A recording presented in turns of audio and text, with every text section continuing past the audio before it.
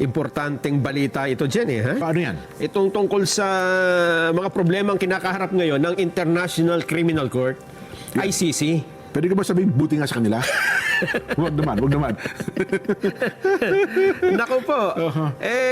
Ang latest na mga problema nila, ang dami nagwi-withdrawng miyembro. Member state. Na, di ba, pinakahuli daw, Venezuela. Venezuela. Pero sa taong ito, alam mo ba kung aling-aling mga bansa na ang nag-withdraw? Bukod dyan sa Venezuela na nitong nakaraang linggo ata ay bumoto, eto, nagbotohan yung mga mababatas nila at ang boto nila ay kumalas na sa ICC, International Criminal Court. Ganon. Bukod dyan, nako, ito mga bansang ito, yung iba dito hindi natin masyadong kilalang bansa eh. Bansang Mali. Ayan, ha? Mali, yes. Oo, meron nanonood dyan. Wala, hindi ito sa San Mateo, ha? Mali. Yung MLY yun, M-A-L-Y, Mali. Ito pala, yung apat na bansa ito dyan na kumalas. Kung tawagan ni Sahel Black. Isang bloke sila eh. Ano yan? South African area yan, di ba? Oo. South Africa nga ito. Mali, Burkina Faso at Niger jointly announced their withdrawal from the ICC in September 2025. Naku po. Oo. Kasi ang sabi ng mga bansang ito, bias ang ICC dahil yung kanilang mga leader doon, ang leader nila sa mga bansa na ito, mga military ay inaakusahan ng ICC ng neo-colonialism. Ayun. So parang kinakasuhan na rin ng ICC. Ang Hungary, nag-announce din ng withdrawal noon pang June 2025 at magte-take effect June 2026. Nako. Di sa kabuan ngayon, ilang bansa na lang kasapi ng dyan. Pabawas na Rome pabawas. Statute na ito. Oo. Pati mga malaking bansa, di ba, nag-aalisa na rin dyan eh. Ito ang problema ngayon. Bukod sa mga pag-aalisa ng mga miyembro, ito ang masaklap. Ano yan? Ano nangyari sa kanila? Nako, ito pong in-announce na sanction ni US President Donald Trump sa ICC ay nararamdaman na ng mga ICC judges. Nako po. Sa isang panayam, sa isang judge, ano pangalan nito? Wala na raw silang 13th month.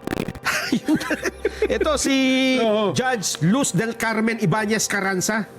Si Carranza, di ba? Attorney sa atin yan? Si Attorney Carranza? Hindi, taga Peru ito. Peru. Yan yata. Siya. Yan, nasa picture. Nasa video. Ano pangalan yan? Luz del Carmen. Si Judge Luz Ibanez Carranza. Alam mo ba ang kanyang problema ngayon? Ano doon sabi niya? Yung kanyang mga... hindi siya maka-order sa online platform. Ayun ang sinasabi ko sa Sabi inyo. niya, ako, order pa naman ng mga parcel. Kaya pala walang dumadating na parcel sa akin. Ay sinuspindi yung mga credit card ko. So part ng sanctions yun sa kanila? Basta nasa kapangyarihan o nasa power ka, jurisdiction ka ng American government, halimbawa, bangko ka. Ang opisina mo meron sa European Union, di ba? Sa Europe kanila, di ba? Europe, tapos meron pa sa Amerika. Siya sabihin ka nung lahat ng ito yung mga pangalan ng judges, pag tanggalin nyo ito, i-freeze nyo ang kanilang mga bank account. So wala silang mga transactions ngayon? Part ng sanctions sa kanila yun? Oo. Kaya pala sabi ko, wala silang 13 month. Wala. At hindi sila makapag-travel kung saan-saan. Yan. Hindi sila makaalis. Yan ang sinasabi ko sa inyo Pati yung mga ngayon. negosyong sumusuporta sa ICC. Kasi nga tinigil na di ba? Binabalaan ni Trump yung mga nagbibigay ng suporta sa kanila Lalo na ngayon at ipinipilit kasi nila dyan na arestuhin nila si Benjamin Netanyahu. Ng Israel. Nako. Lalo nag-iingit ngayon si Trump. May panibagong banta sa kanila. Bukod dyan ngayon pala ay ramdam na nila yung sanction na yon. Hindi lang sila, pati kamag-anak nila dyan. Ganon. Pati yung mga apelido Carranza. Ibanez. Nararamdaman kasi siyempre, halimbawa, sa isang bank account, magkakasama kayo doon, nandun yung pangalan mo, damay ka. Pati yung kamag-anak yan, hindi kayo maka-withdraw. Hindi, maka-withdraw. Ako po. Yan ang sinasabi ko sa inyo. Yes. Akala nyo kasi kayo lang ang makapangyarihan. Ito pa yung pinakahuli, di ba? Ito yung kay Meron Trump. pa. Yung kay Vladimir Putin. Yung sa Russia naman yan. Yung hindi lang para arrest warrant ang ibinigay doon dyan, sentensya na. Ano sentensya? Sinentensyahan ng Moscow Court ang ICC prosecutor na si Karim Khan Naku yan, matindi yung Karim ka na yan. at ang 8 pang ICC judges Oh. na makulong ng 15 taon. Nako, sila pa ang ikukulong ngayon. 15 years kasi pinapakulong nila si Vladimir Putin eh. Oo. Sabi niya ng Russia, teka, anong kapangyarihan nyo para ipakulong ang presidente namin? Nag-hearing ngayon sa Moscow. Oo. Ayun, Hearing in in absentia. absentia. May kaso sila ngayon sa Moscow. Oho. Ngayon, Jen, hindi sila makatravel sa mga bansa na malamang may Russian authority. Nako, halos magkakatabi yung mga yan, di Ayun ba? nga, oo. Di ba? Hindi mo kasi alam. Halimbawa, Jen, ito, bibigyan ng example. Oh, sige, sige. Si Pangulong Duterte. O yan, nakakulong yan sa kanila, di ba? Wala namang pulis dito ang ICC, di ba? Wala. Kaya nga nag-coordinate sila doon sa Interpol eh. Biglang dinampot, sinakay ng aeroplano. Oo. May question ba sa Pilipinas? Wala na ngayon, ando na eh. Kaya ibig sabihin, mga ibang bansa, may question ba? Wala akong May question eh. gobyerno bang nagsasabing, ba't yung ginanyan? Hindi. Oo. Therefore, pag inaresto ng Russian ang mga ICC judges, kahit sa Netherlands, alam, bilang dinampot. Oo. Sinakay ng aeroplano. Oo. Dinala sa Sa Russia, doon ikinulong. Oo. O anong questionin natin doon? Korte rin nila yung nagpapasya doon, di ba? Oo nga, no. Hindi ba? Lalo ngayon, kasi sa kanila, ladlock lang yan, tatawid ka lang ng border. Sakay ka lang sa motorsiklo, di ba? Oo. Oo. Yan ang Oo nga, problema ngayon ng ICC. Nako. Matindi yung impact ngayon ng pangyayaring ito, Jen. Hindi, ramdam nila ngayon ang pangyayari dyan. Ano Ramdam kaya, nila. magiging pressure kaya ito? Ano kaya magiging epekto nito sa kaso ni Pangulong Digong? Tsak, merong epekto yan. Meron. Hindi, Di ba? hindi maring wala. Oo. Lalo't lalo na at yung prosecutor nila, yung Karim Khan na Yan, totoo yan. suspendido ngayon. Oo, may dahil kaso yan, di ba? Meron siyang sexual misconduct Yan. na kaso. Oo. Ito po ay dininig na ng United Nations. Ang nagdinig dito isang UN-led investigation team. Oho. Meron na raw pong findings pero hindi inilalabas, confidential pa. Nako. Oo.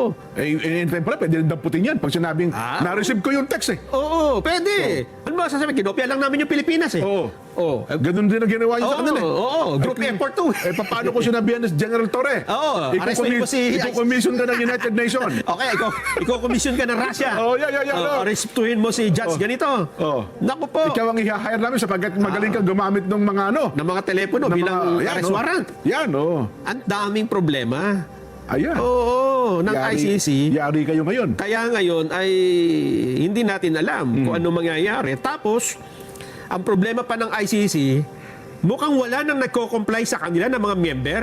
Wala na. Example, yan Vladimir Putin. O, Russia. Last year, bumisita ng Mongolia. Okay. Ang Mongolia ay miyembro ng ICC. Okay. Si Putin may arrest warrant. Oh, dapat kumbaga inaresto nila sa Arrest Mongolia. rin, dadalhin sa Oo. dahig. Hindi kumibo ang Mongolia. Hindi kumibo. Oo. Ang sabi ng ICC, teka muna, may findings ang ICC non-compliance. Non-compliance ang Cambodia, ang Mongolia. Hindi sumunod. Oo. Hindi nila inaresto si Putin. Siguro sabi ng Mongolia, sige nga, kayo nga umaresto. Baka pag inaresto namin to, maging pulbos ang Mongolia. Totoo. Ayan ang problema ngayon ng ICC. No, isang araw nanonood ako sa YouTube. Oo. Alam mo bang ang Russia pala isa sa may pinaka-dangerous security? Oo. May mga pinakamagagalit, pinakamapapanganib na mga security. O ako man ang taga Mongolia, pag inaresto ko yun eh. Di ba? Buti sana kung panahon pa ni Kublai Khan. Yun na nga. Di ba? Hindi na, tapos na sila dun eh. Yun na. Sa era ng mga mandirigma eh. Oo. Sila'y mababait na sa Mongolia. Totoo. Ano ang problema ngayon? Jen, Mongolia tayo. Mongolian Empire. Oo. Eto ang problema. Di ba may kine-question na jurisdiction? Oh. Yung Pilipinas, yung ang kampo ng Pangulong Duterte. Yes. Ngayon, hindi makapag-desisyon ngayon ang appeals chamber ng ICC. Nagbigay pa sila ng dagdag na panahon para magpaliwanag ang magkabilang panig kung ano ang kanilang masasabi dun sa question ng jurisdiction. Kasi di ba ang question dito, ipinail nyo yung kaso, hindi na kami miyembro ng ICC. May technicality problem nga yan. Totoo ka. Kasi sabi nila, ang effectivity dapat yan. Kung nag-resign kayo, 1 year after, ilagpas na rin ng isang taon eh. Ilagpas na ng isang taon. Diba? Tsaka nyo, pinagana yung kaso, Oo. tsaka nyo na-file. Ibig sabihin, hindi nyo na kami miyembro. Ayun ang magiging problema nila. January 16 ang deadline ng pagpapile nung komento dito. Ha? Ako nangangamba dyan, Nelson, baka sa mga susunod na taon, pati yung mga judges na yan, magre-resign na sa ICC yan. Amare. Kasi kung hindi ka na makasweldo, ba't ka pa, di ba? Oo. Oo. Ang problema nito dyan, halimbawa lang ha. Oo. Kasi ang sinasabi lang ngayon ni Trump, puti yung Netanyahu Yan, oo. Tsaka yung sa Israel Oo. baka biglang masabi niya, pati Duterte. Kasi my friend Duterte, di ba? My friend Duterte. Sabi naman ng Vladimir Putin, my friend Rodrigo. Oo. Ay, ano mangyayari ngayon? Oo. Ayan ho, magiging problema natin. Di kayo tinawagan niyo, Digong, pare, tulungan niyo nga ako. Masyado akong ginigipit ng mga... Di ba? Siguro nga, no? Baka walang telepono lang dun Totoo. Pero baka pagka tumawag si Digong kay Putin, kahit kay Putin lang no? Totoo. Ang laki ng impluensya ng mga yan. Lalo kung sabi kahit mo ng Amerika, di ba? Ang US. Oo. Halimbawa, i-raid nila yung ICC. Pag-aarestuhin yung mga nandun. Oo, sasabihin nila, may court order. Ay, lalo pa, halimbawa yung Russia, no? Nako. Ano yung magaling na ng Russia? Yung MGB ba yun? Yung counterpart nung, di ba, yung kanilang intelligence, na, tama, MGB. Oo.